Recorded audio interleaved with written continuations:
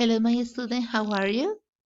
Today is, please copy the date, July 2020. Topic, a classroom cookbook. Performance, create your own milkshake. This is the homework. The homework have 4 steps. Step number 1.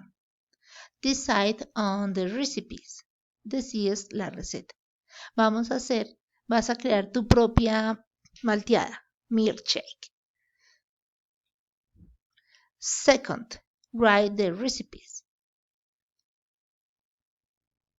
Third, illustrate the recipes. Lo ilustras, haces unos dibujos donde se vea el paso a paso, ¿ok? And step 4, plan a presentation. And step 5, make the cookbook. Lo haces, lo dibujas y hay un ejemplo en tu página 33.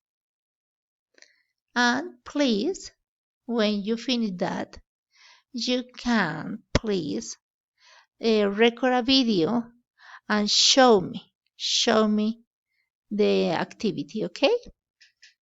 Cuando ya lo tengas, cuando ya lo hayas organizado, te basas en la página 33 y me envías un video explicándome cómo lo vas a hacer.